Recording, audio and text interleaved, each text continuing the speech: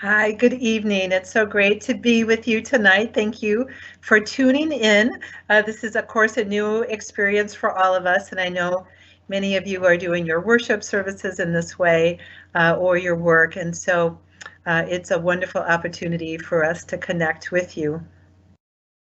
I'm going to, as A. explained, I'm going to share a little bit of information about things that are happening here at Beacon.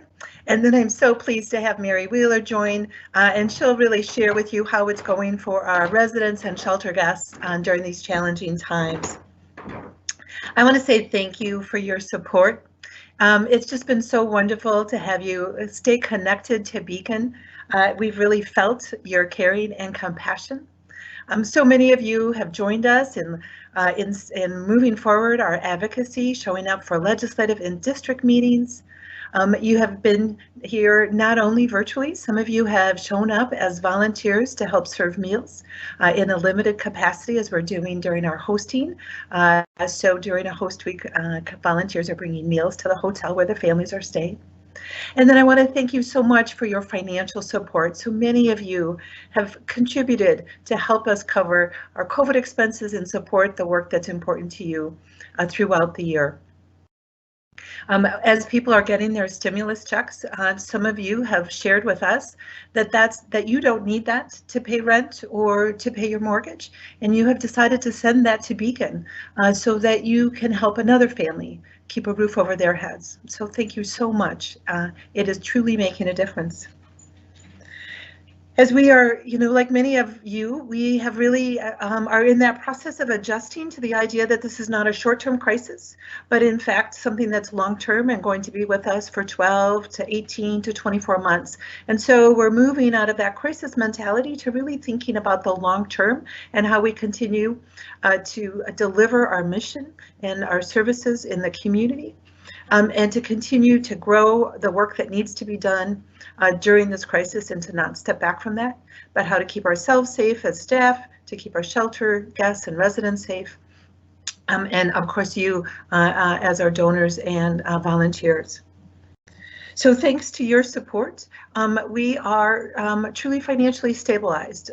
We are through that crisis stage that we have been in and are really stepping back and really wanting to share with you that many of you know that we are in the midst of a $12 million comprehensive campaign that we had launched for $12 million that helps support the doubling of our housing, providing our shelter and services for those currently in need, and investing more deeply in public policy to bring the changes in the environment that we need to so that all people can have a home. And I'm really pleased to report to you that as we come to that, it's a 3-year campaign and we're coming to the end of our very first year and we are almost halfway there. So we have reached $5.2 million toward our $12 million goal.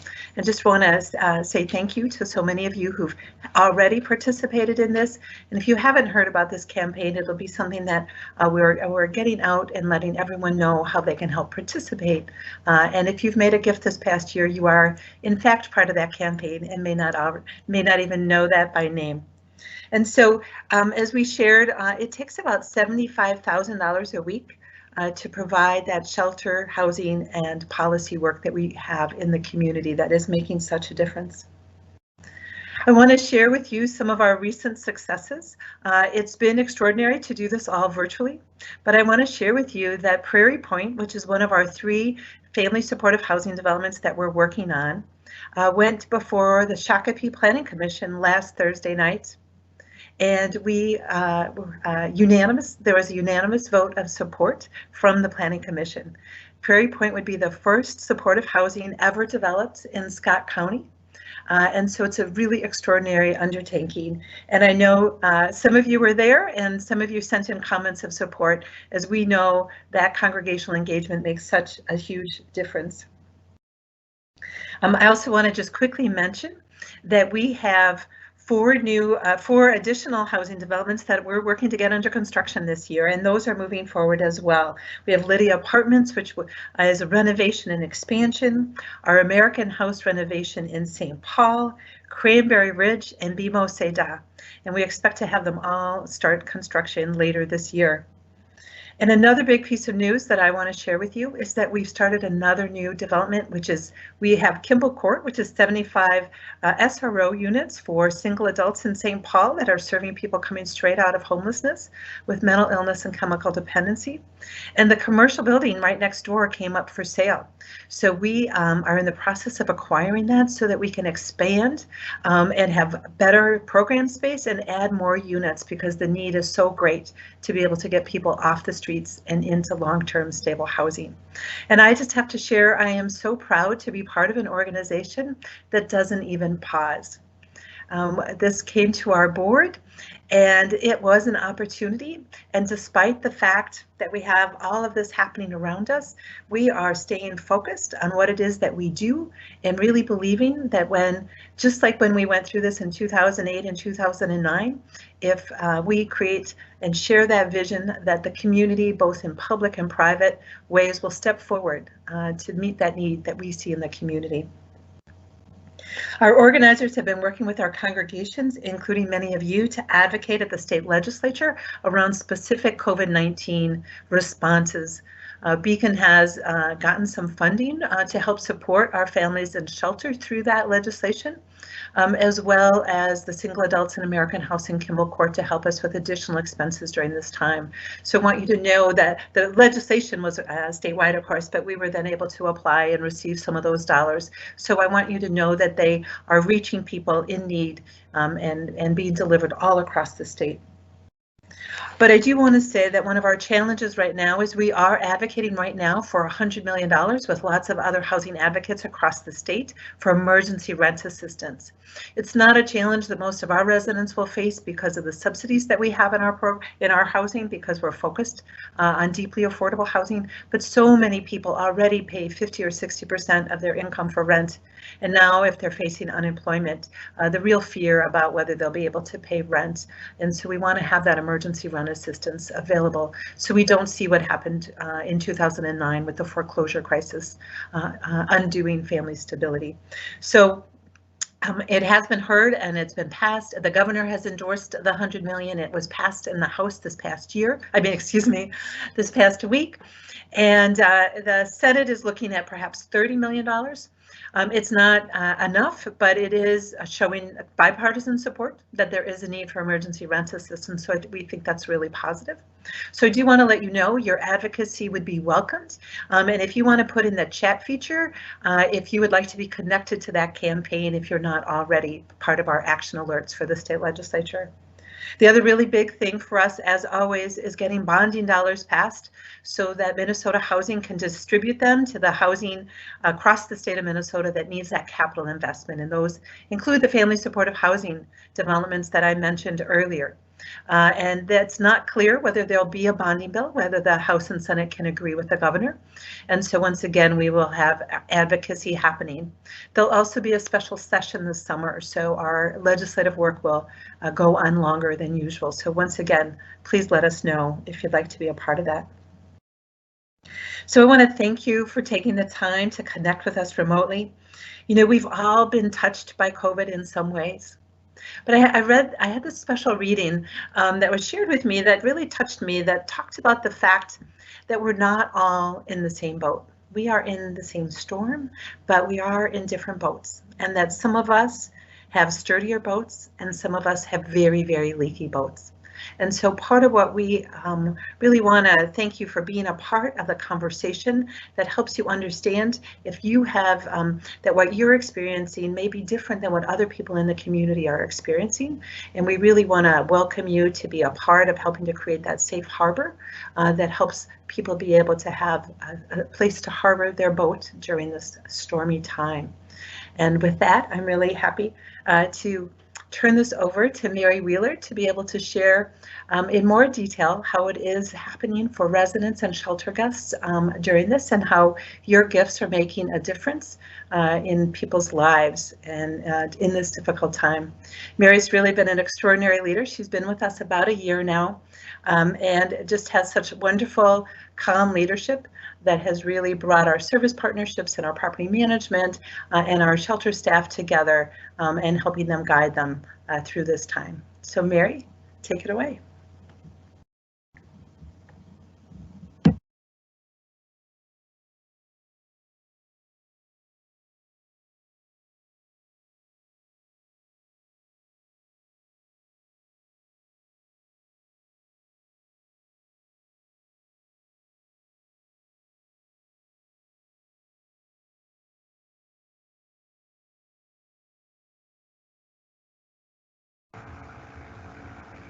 Mary, we're not catching your audio or your camera. If you want to turn both your camera on and take yourself off mute, if possible. Can you see and hear me now? I can. So am I good to go?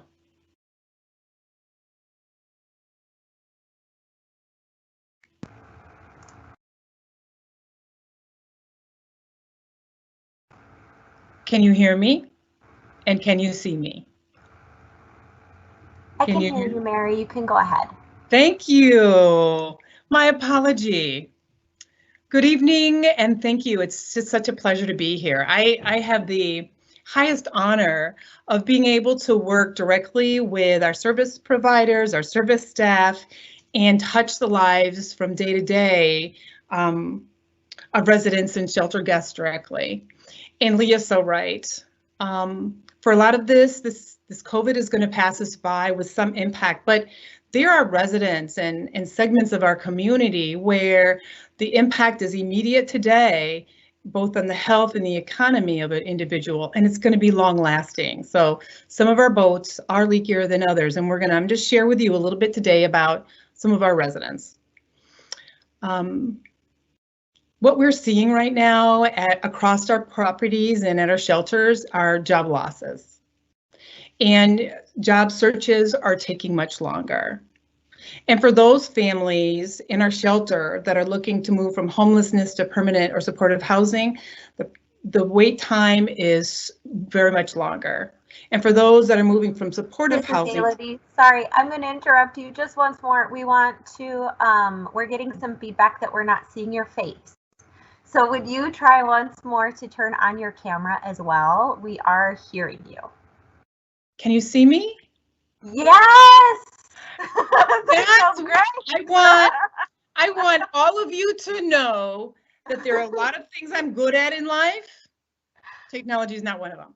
Please resume. Thank you. Glad to see it for you. Okay. Thank you for your patience. So good evening, everybody. I have the honor of every day working directly with service staff and families and individuals. And so Mary, sorry to interrupt you. I just want you to know we did hear you. We just didn't see you. So you can just probably do a loop there. There we go. So what we're seeing, job losses. How about that? Those families that are experiencing homelessness and are in the shelters just taking a lot longer to find permanent housing. And for our supportive housing residents that are interested in moving to permanent housing, very slow. And then finally, residents and shelter guests across the board, anxieties are very high. So I'll first share with you John. He's African American. He's lived at American House for about a year and a half, and prior to moving to American House, John was employed. Howard suffered from anxieties and drug use that resulted him in becoming homeless. With the support of a case manager, after moving into American House, John found part-time employment. John is sort of a steady person, pays his rent on time, he's a quiet community member and keeps largely to himself. Due to the COVID-19, he was laid off about 4 or 5 weeks ago. He found navigating the systems and understanding the paperwork of applying for unemployment and even the stimulus funding unattainable, very difficult. And he found himself unable to pay his rent. And he would finally communicate with his case manager. And together, they would apply for both the unemployment and the stimulus funding, and he was able to pay his rent.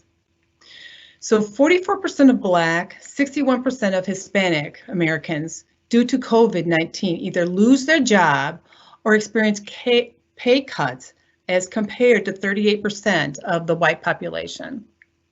So we have another shelter guest. Her name is Janice, and she has 3 daughters that are adorable, 5, 3, and 7-year-olds. They're Native Americans. They moved to the shelter program about 4 months ago. Janice, very spirited and a lot of wonderful energy. was unemployed when she moved into the shelter, and she interviewed for a job with a local business and secured it only after 2 weeks of being in the program. And she was planning her move out, which would have been very quick, in a 6 to 7 week time, maybe even 5. However, prior to her first day of work, her employer contacted her and let her know that they were hiring and they were actually closing due to COVID-19. So, as employment is a tool to moving out, Janice was devastated and distraught, completely anxious. So together, she and her case manager researched companies that they felt like would sort of withhold in the COVID moment. And in another 6 weeks, Janice found a service job. And so it was with a grocery company. While she secured a job, which is wonderful, it paid $3 less than the position that she was initially hired for prior. The hourly wage reduced her monthly income just enough to slow her housing search because she was eligible for fewer apartments. So Janice and her family would stay in the shelter program close to 4 months. However, they moved out last week. Woo. So what we're also finding is that joblessness is disproportionately impacting service sector jobs. And so of the 5 industries, service sector jobs are shedding jobs quicker than any others. And in those that are lower income are employed within those service sectors. Ryan, a Native American young man, he is a youth in our 66 West program, and he joined the program in 2019. He was taking just one class at Normandale College, living on the streets and just doing a little couch hopping, but trying to stay in school.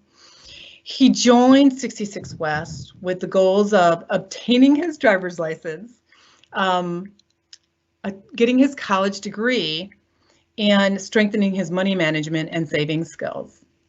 Working with his case manager, he developed a plan to study for his driver's test, which he had been unsuccessful in passing about 3 or 4 times prior.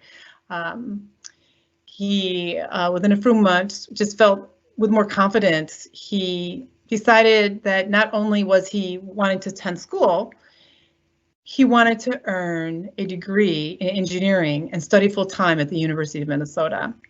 So our youth housing doesn't allow full-time students to attend school and reside at the property, you know, those laws. So Ryan needed to find a new place to live so he could take on more credits. Together, he and his case manager searched for places for Ryan to live, and it took about 4 months to secure a place. Additionally, Ryan met his goal of learning money management because while he was working and searching for a place, he saved over $1,000 with the services team matched. And so as a result, he paid a security deposit, had enough money from rent, and moved out with a Section 8 voucher a week and a half ago from 66 West. So we also have Derek at Great River Landings. Great River Landings opened in fall of last year. Derek is an African-American gentleman in his early 30s who was released from a correctional facility in January, this past January, after serving 9 years in the criminal justice system. He specifically selected the Great River Landings, also known GRL program, because of its supportive housing structure.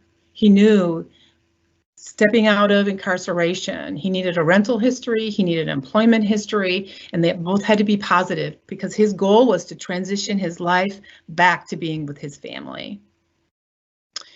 The service team worked well, the program worked well, and Derek retained his employment when he was on his way.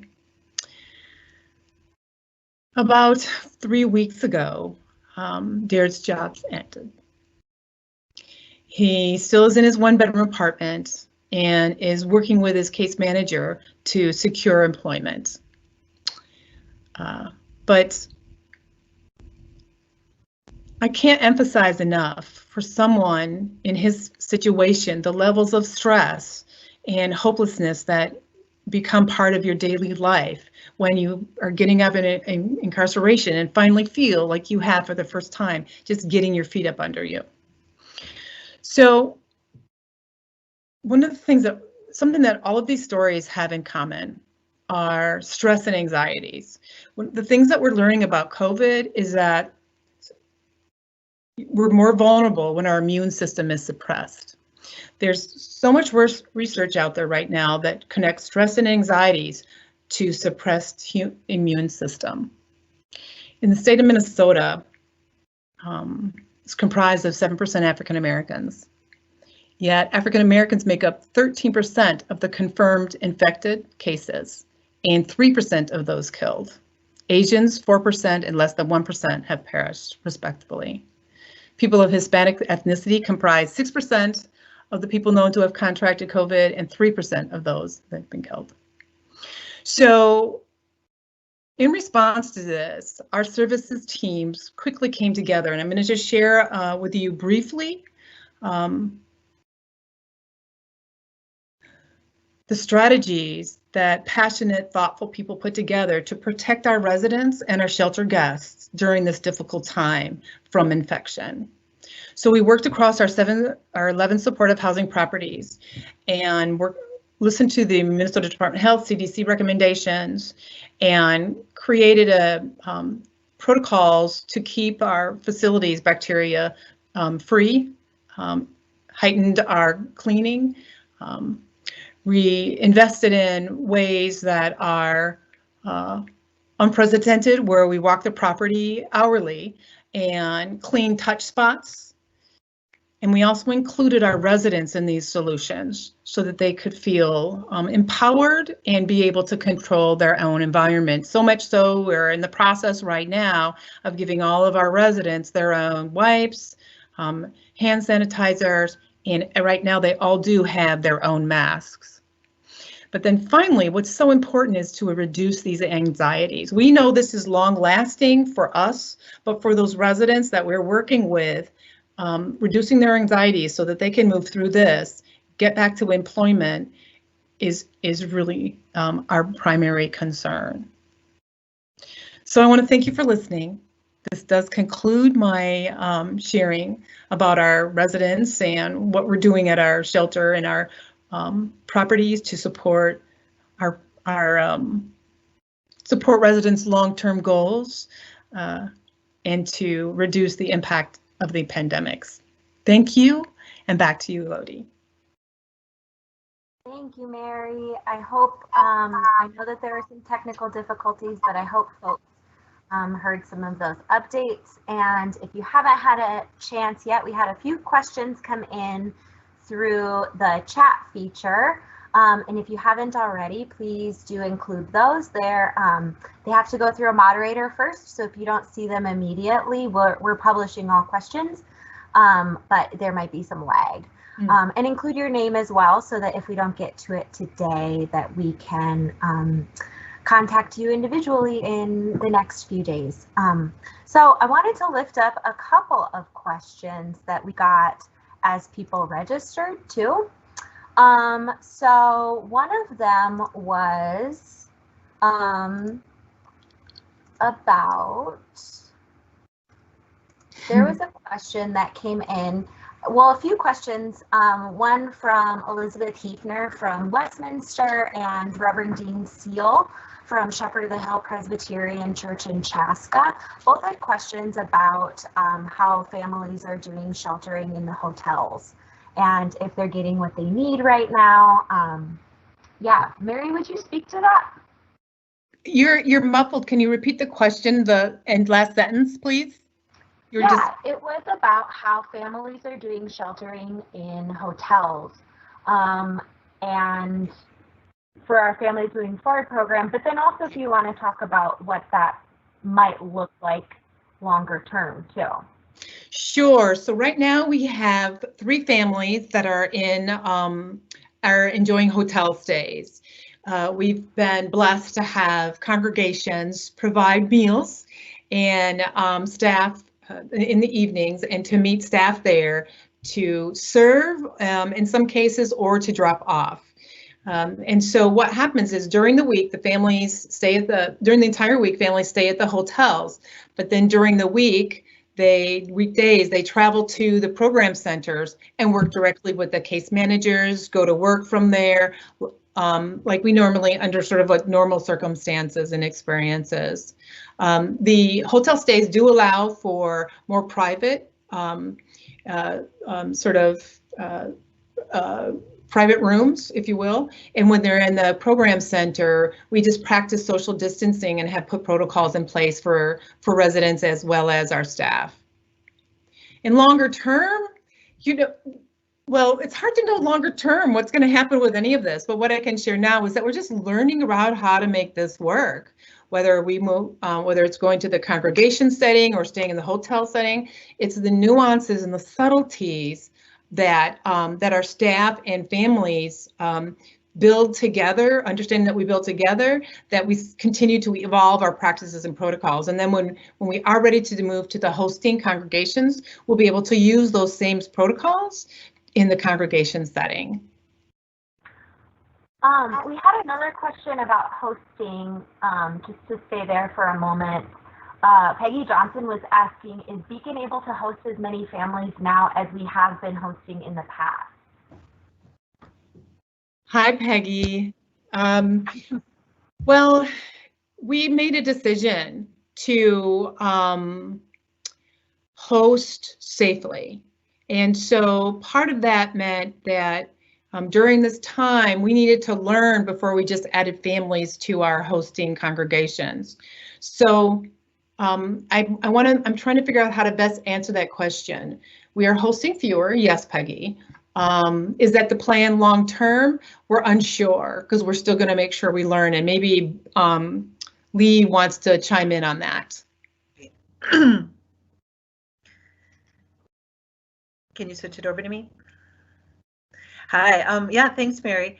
I just wanted to lift up that one of the things that we're seeing, which is a little bit surprising, frankly, is that there are less families in Hennepin County seeking shelter in this moment. As many of you know, we are part of a broader shelter system in Hennepin County. In Scott and Carver County, we are the only shelter, and of course there is need. But in in Hennepin, one of our partners is People Serving People, and they have openings right now. So we have then made the decision that that's where families should go, rather than since we couldn't offer hosting like we normally would. What we have been invited into, and Mary has really led this effort, is to become part of a collaborative staffing plan for families that would test positive for COVID. So Hennepin County is going to be funding a special hotel, like they've already set up for single adults, to help provide that isolation to make sure we can stop the spread if a family were to test positive or while they're waiting for tests to come back. So we asked a couple of our staff if they would be willing to participate in staffing that program and bring their expertise forward to that.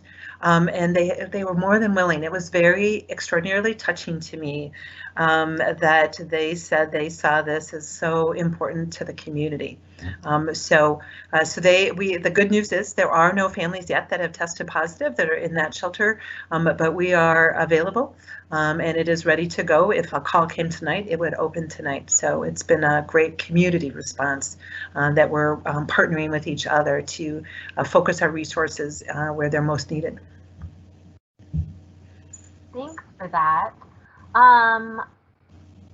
We're also getting some questions. I liked Angela's question, how is FMS doing? And we have a question that came in earlier too about how is distance learning going for the kids in shelter, but that might be our transition into talking about some of our properties as well, because we know that we've got a lot of families in Beacon Homes right now as well. Can you speak to that, Mary? Sure. So we were hot into distance learning the day it went live with all of the public schools we're in. So as a part of the protocols, disinfecting, and one of the things we also did at both of the centers is create spaces for the young people to study and work with their parents and to work remotely with their teachers and other children. Not a lot of other children working remotely together, but you get the picture. So that actually is going very well, and I'm thinking that it probably even went better for our shelter guests than it probably did for people that weren't connected to, that were living privately, because it was a little bit of problem solving, as you know, and a lot of families don't have those resources, but we did. So kids are studying and it's going well, very well.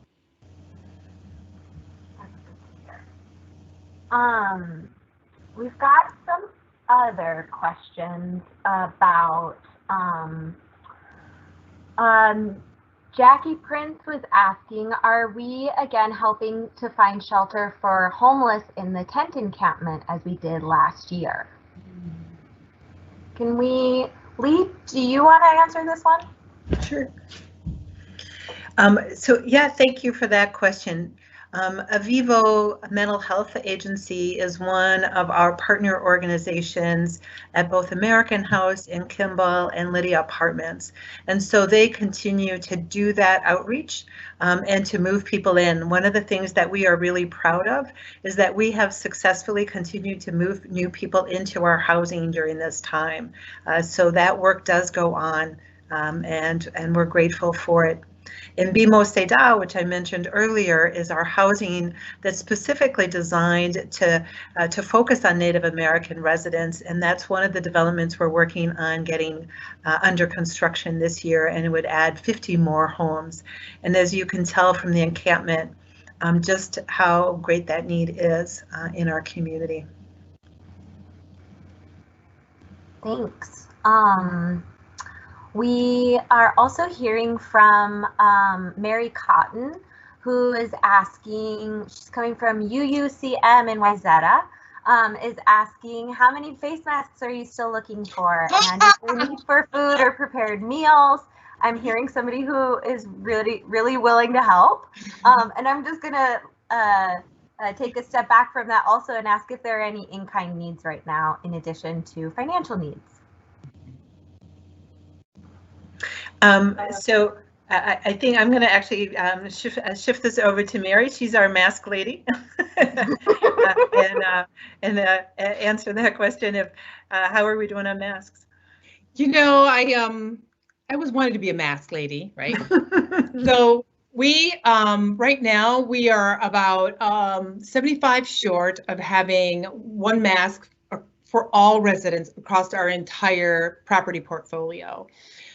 However, I want to make the point is that these masks wear out quickly, and if you're wearing them, especially in our supportive housing locations, we're going to push for residents to have 2 for those shelter residents and supportive housing. So we're about 75 short, but we'd like over the course of the year them to keep coming because we know we're going to have to replace them. Thank you. Did you want me to answer anything else?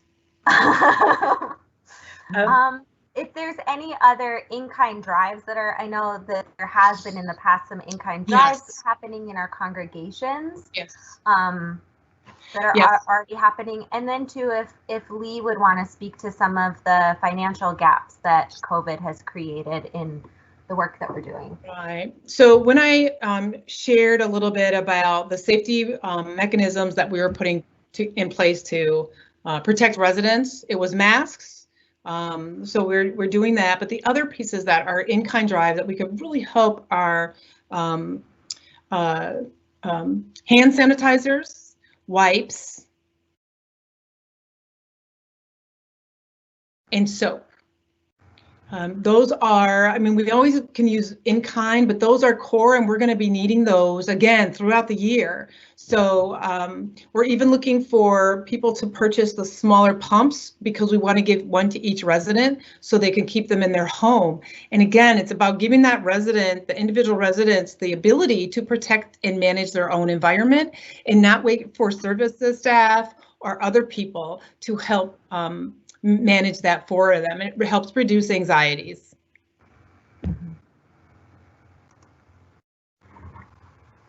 I appreciate that. Lee, do you want to speak to a little bit about what this extra care and management, the financial costs behind it? That's right. And so one of the things that we have done is to increase the cleaning in the common areas in each of our apartment buildings. And we have 18 apartment buildings now. So that really starts to add up. And so, we estimate that between that and buying some of those extra supplies, and we're also wanting, of course, to protect residents that might fall behind on rent. So those are all of the really specific things that we're looking at, along with the hotel costs for families. So we estimate that that's about an additional $10,000 a week on top of the $75,000 that it takes to do Beacon in normal times. And one of our things that we know is that it's harder for us to reach out and connect for those resources. And so we've been so grateful for people who've chosen to give online or send in a donation. So thanks. Mary, I have a question for you. It's about, so you've spoken to this some, but in what ways have our services changed or adapted in how they're being delivered in our buildings right now? What's been part of the significant shifts and what's worked really well? Right. So we practice social distancing and do things like you see at the grocery stores, where they mark the floors with the X's so people can, residents and staff can understand their distance and get used to that proximity. We don't hold meetings in office spaces anymore because just the airflow and the likelihood of contamination increases. And then the protocols for actually cleaning hourly. I'm very serious about that. Hourly, in addition to the increased professional cleaning that Lee spoke to, hourly we spray and wipe down high-touch surfaces, and even have taken time to sit back and watch traffic so that we can identify surfaces that we otherwise might not. Because you have your usuals, light switches, door handles, but then there's these other subtle spaces. And so, so that's how we manage our environment. And then programmatically, it certainly does change it, because people, everything is just slower. It does, and I think I explained it a little bit, like finding housing just takes longer. So you're working with your case manager and other staff with a little bit more of at a little bit more pace. But you also see services doing more creative things, such as remote cooking classes. A couple have done that, where they gather input from residents and find out what they like to learn how to cook. And then they go down to the kitchen, set up the remote, and everybody's remote from up above, and they're making tacos. So while it has presented problems, it also has blossomed our creativity and helped people bond in different sort of ways. I think that we're going to use even after COVID becomes less prominent, and we're learning a lot. I hope that answers your question. Yeah. We got a question from Pastor Dean and about food preparation. That might be a level of detail where we can follow up with you, Pastor Dean Seal, one-on-one. We'll make sure that you hear from us shortly. And then I also wanted to lift up, somebody was asking, anonymous, was asking, can we get an address and name to send the masks to, please? And I believe Dan, one of our other moderators, will be putting the address and information up in the side of the chat. So you'll see that available to you shortly. I've got a hard hitter for Lee Blondes, if you're if you're ready for it. Karen Barstead from Plymouth asks, why is housing in the Twin Cities so expensive, and what steps can be taken to make housing more affordable? This is from Karen Barstead, so we know she's a champion. That's right. Thanks, Karen. It's a huge challenge, and the challenge that it is in normal times. So the research we've been doing shows that over 500,000 Minnesotans pay more than 50% of their income for rent every single month. Just imagine the struggle and those tough choices. And so as COVID kind of gets laid on top of that, that's where we're so worried that it can so quickly disintegrate. If people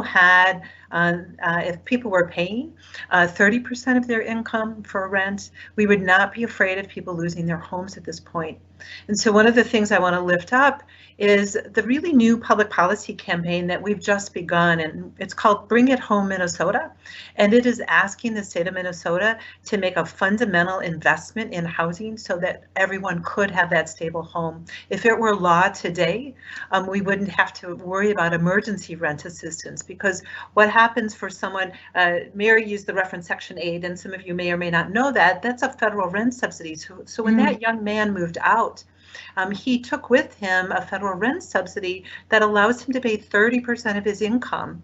And then the government is making up the difference between the actual cost of maintaining a well-run apartment building.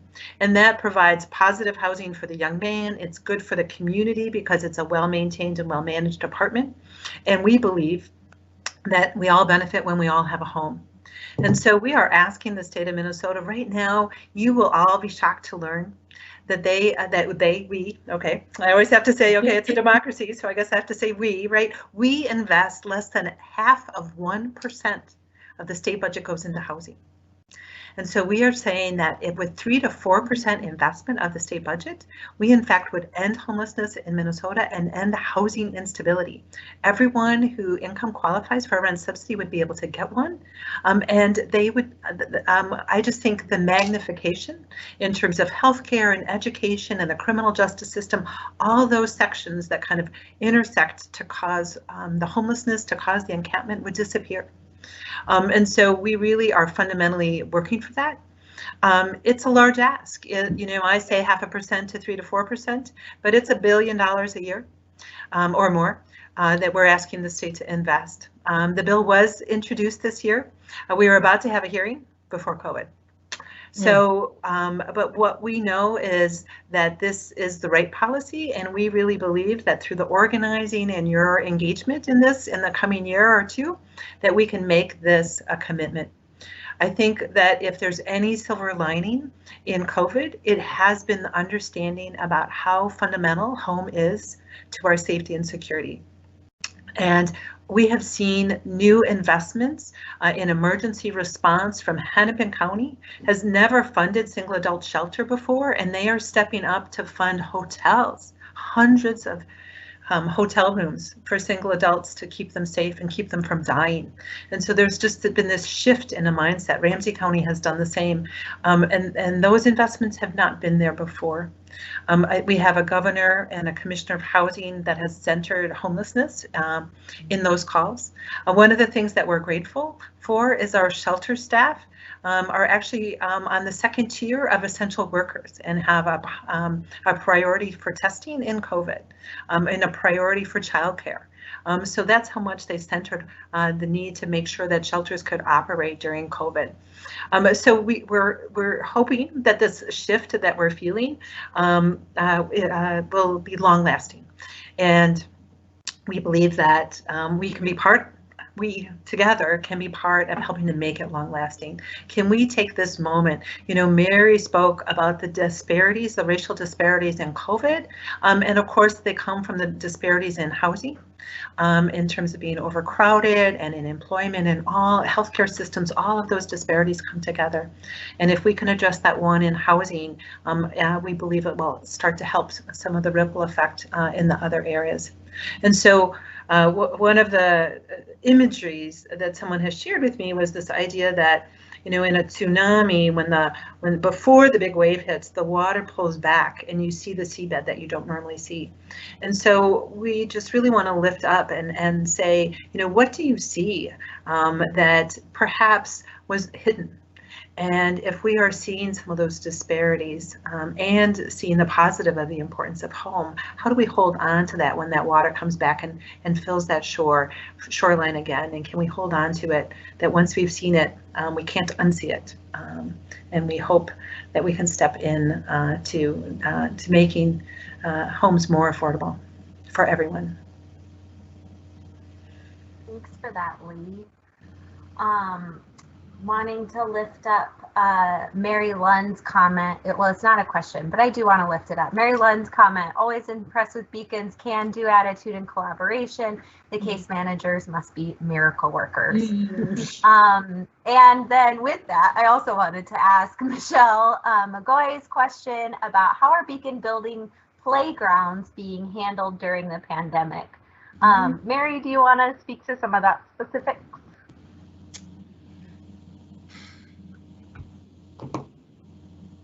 I have to think a moment.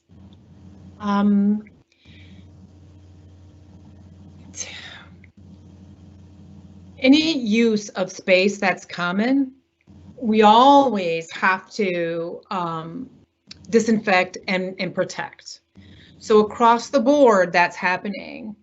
But also, you're just finding that children play differently. And their parents aren't really allowing them out into playground areas. They're playing outside, but not touching and engaged in sort of those common areas that you would typically see children. So that's what I want to be thoughtful because I wanted to be careful because I know not everybody's doing it that way. But at the same time, we're really encouraging people to follow the protocols that have been set out by the CDC and the Minnesota Department of Health and Governor. And so that would really mean that we don't utilize playground areas in the same way we did prior. Thanks for that.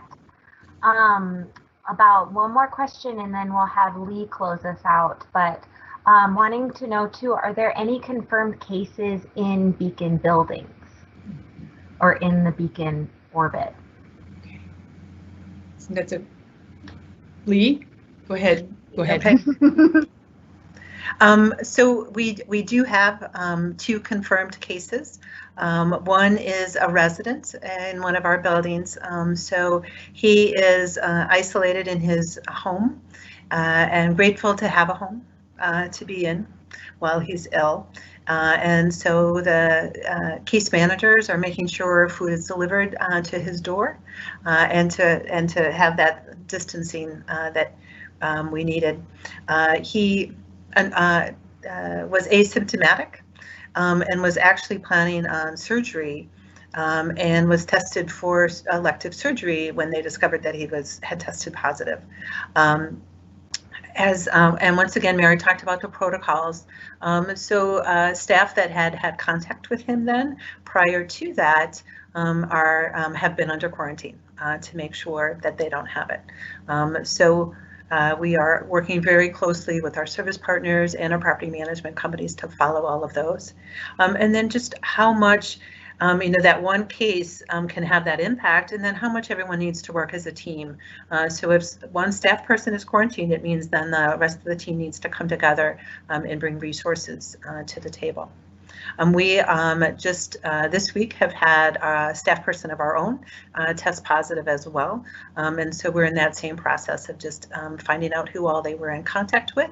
And then those staff will be quarantining as well. And of course, we are wishing them a fast recovery. So it is coming close to us, and we are prepared as best as any of us can be for these challenges. Thank you for that, Lee. And I think with that, I just wanted to highlight Dan, one of our moderators today, has put in, I hope it's visible to our audience, but has put in some of the resources that have and notes that have been lifted up, including our Bring It Home Minnesota campaign information, as well as places to donate masks, and then also places to make a financial gift to Beacon to support all of the work that we do. Lee, are you available to close us out? I am. So once again, just a thank you to all of you for taking your time. Your care and compassion for the community is just extraordinary, and we could not do any of this without the many ways that you help make this happen in the community.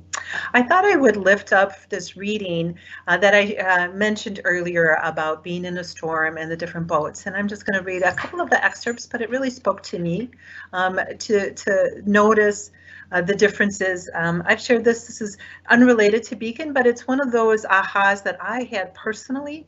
I went to of how this impacts us differently, and perhaps why some people are going to get more ill than others.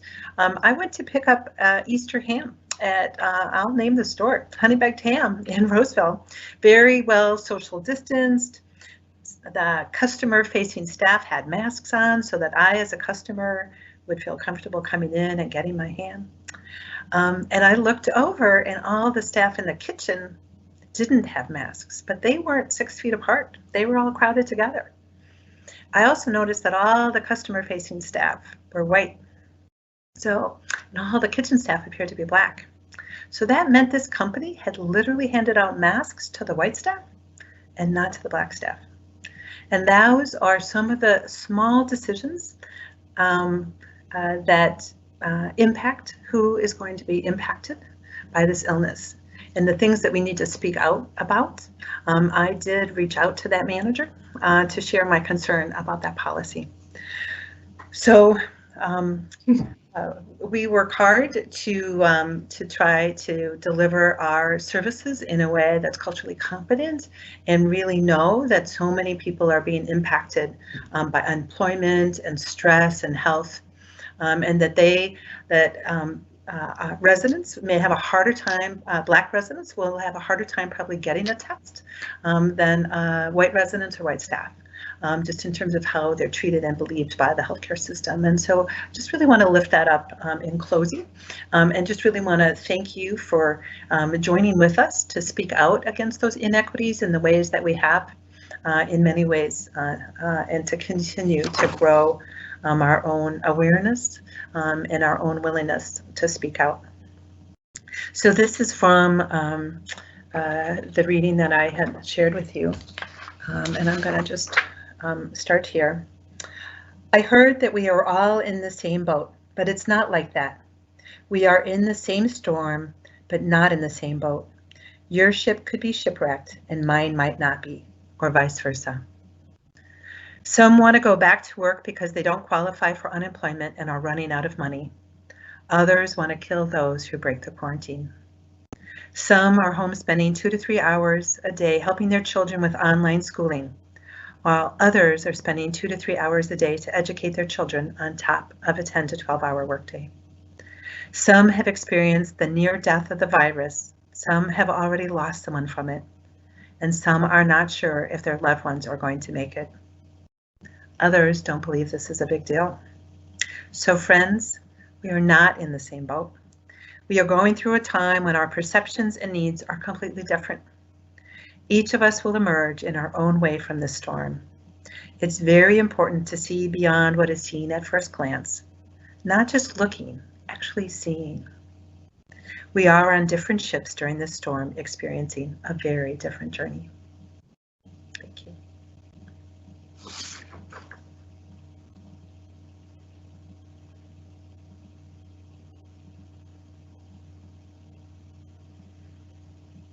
Thank you for joining us.